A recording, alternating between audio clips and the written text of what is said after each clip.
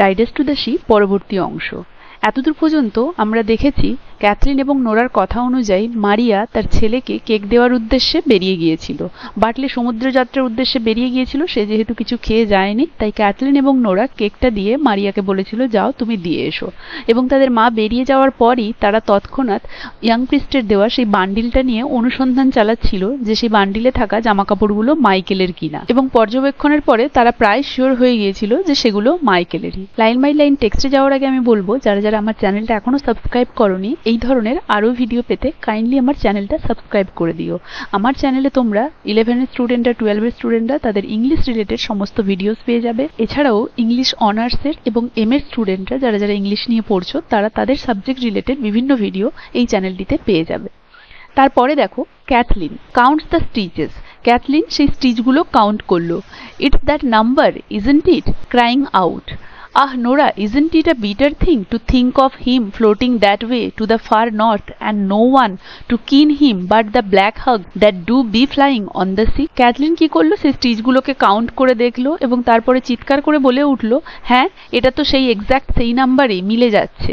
তারপরে সে চিৎকার করে নোরাকে বলল, Nora isn't it a bitter thing, এটা কি খুব খারাপ জিনিস নয়, to think of him floating, যে এটা ভাবা, এখানে হিম বলতে মাইকেলের কথা বলা হয়েছে, যে মাইকেলের দেহটা ভেসে ভেসে সেই ফার নর্থ সুদূর নর্থে গিয়ে পৌঁছেছে এবং সেখানে কেউ নেই তার উদ্দেশ্যে বিলাপ করার, তার উদ্দেশ্যে বিলাপ করার বা শোক প্রকাশ করার, শুধুমাত্র ওই ব্ল্যাক হেক্স বলতে সমুদ্রে উড়ে বেড়ানো পাখিগুলোর কথা বলা হয়েছে।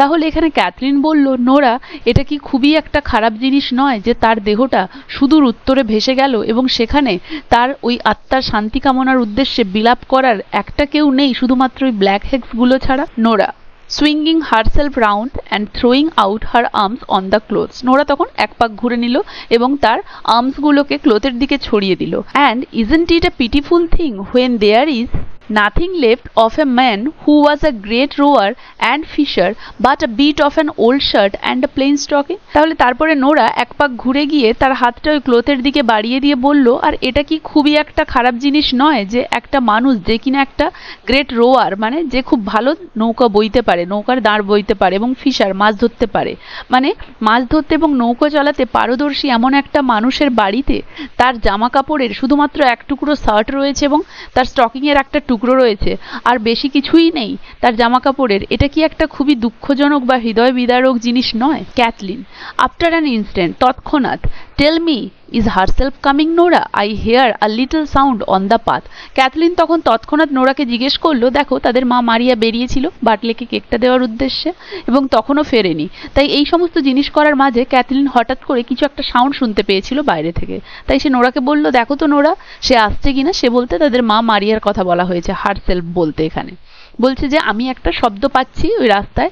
দেখো রাস্তার শব্দ পাচ্ছে মানে বলতে চাইছে রাস্তাটা এখানে মসৃণ নয়, এবড়ো খেবড়ো নুড়ি পাথর বেছানো, তাই কেউ ওর উপর দিয়ে যখন হাঁটছে তাতে কিছু আওয়াজ বেরোচ্ছে, তাই সে বলছে আমি রাস্তা থেকে একটু আওয়াজ পাচ্ছি, দেখো তো সে আসছে কিনা। নোরা লুকিং আউট, নোরা যথারীতি বাইরের দিকে তাকালো। সি ইজ ক্যাথলিন, হ্যাঁ আসছে সে, সি বলতে এখানে মারিয়ার কথা বলা হয়েছে। She is coming up to the door, সে প্রায় দরজার কাছে এসে পৌঁছেছে। Cathleen put this things away before she will come in, এই জিনিসগুলো সরিয়ে রাখো সে ভেতরে আসার আগে।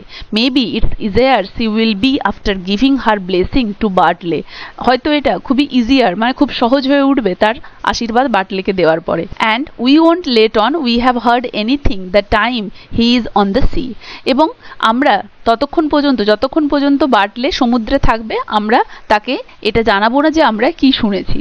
তাহলে এখানে ক্যাথলিন বলছে যে এগুলোকে সরিয়ে রাখো, সে যেন এগুলো দেখতে না পায়। হয়তো বাটলেকে আশীর্বাদ দিয়ে আসার পরে তার ভারাক্রান্ত মনটা একটু হালকা হয়েছে, সে হয়তো এখন একটু হালকা বোধ করছে, কারণ বাটলে যাওয়ার সময় যে খারাপ কথাগুলো মা হিসেবে উচ্চারণ করেছিল তাতে তার মন ভারাক্রান্ত ছিল, সে একটু অ্যাবসেন্ট মাইন্ডেড ছিল।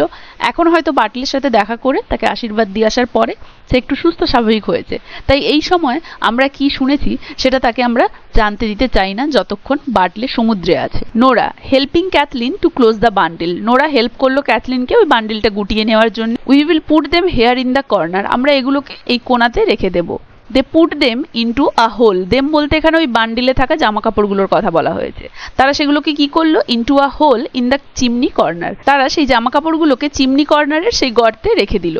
Kathleen goes back to the spinning wheel. Kathleen তারপরে সুতো কাটার যে ওই চরকা সেখানটাতে ফিরে গেল। Nora, will she it was crying I ওয়াজ।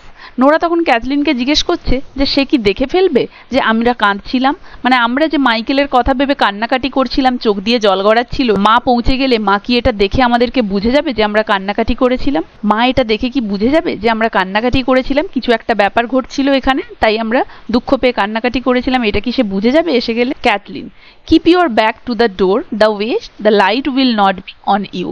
তখন ক্যাথলিন নোরাকে যুক্তি দিচ্ছে যে তুমি এক কাজ করো, তুমি ওই দরজার কাছে গিয়ে দরজার দিকে পেছন করে বসো, তাহলে কি হবে, লাইটটা আর তোমার মুখে এসে পড়বে না, তাহলে আর মা দেখতে পাবে না যে চোখে জল ছিল এবং জলগুলো লাইটের আলোতে চিকচিক করবে না, তাহলে মা বুঝতেও পারবে না যে আমরা কাঁদছিলাম বা তুমি কাঁদছিলে। Nora sits down at the chimney corner. Nora chimney কর্নারে গিয়ে বসলো, with her back to the door, ঠিক যেভাবে ক্যাথলিন বলেছিল, দরজার দিকে পেছন করে। Maurya comes in very slowly. Maurya খুব আস্তে আস্তে প্রবেশ করলো। Without looking at the girls. দেখো তখন সে কিন্তু তার মেয়েদের দিকে তাকায়নি, মানে সে যখন ঢুকছে সে একটু অন্যমনস্ক অবস্থায় রয়েছে, মানে তাকে দেখে খুবই ডিস্টার্বড মনে হচ্ছে, তাই সে যখন ঢুকছে বা প্রবেশ করছে ঘরের ভেতরে সে কিন্তু তার মেয়েদের দিকে বিন্দুমাত্র তাকাচ্ছে না, সে একটা আনমনে ভাব নিয়ে রয়েছে, একটা ডিস্টার্বড হয়ে রয়েছে তার mind. And goes over to her স্টুল, এবং সে তার স্টুলের দিকে গেল। At the other side of the fire, আগুনের অন্যদিকে যে স্টুল রাখা ছিল সেই স্টুলের কাছে সে গেল। The cloth with the bread is still in her hand. এখনো পর্যন্ত তার হাতে কিন্তু ওই ব্রেডটা, যেটা কিনা একটা ক্লোথে জড়ানো ছিল, সেটা কিন্তু ধরা আছে। মানে যাওয়ার সময় ক্যাথলিন কেকটাকে একটা কাপড়ে মুড়ে তার মায়ের হাতে দিয়েছিল, সেই কাপড়ের টুকরোটা যেটার মধ্যে কেক ছিল সেটা কিন্তু এখনো তার হাতে ধরা রয়েছে। The girls look at each other. মেয়েরা মানে নোরা আর ক্যাথলিন একে অপরের দিকে তাকালো। And Nora points to the bundle of bread, এবং নোরা ওই বান্ডেল অফ ব্রেডের দিকে পয়েন্টস করে মারিয়াকে কিছু জিজ্ঞেস করতে উদ্যত হলো। আজ তাহলে এতদূর পর্যন্তই। আশা করি এতদূর পর্যন্ত সবাই বুঝতে পেরেছো, কারো কোথাও অসুবিধে নেই। এর পরবর্তী অংশটা পরের ভিডিওতে থাকছে।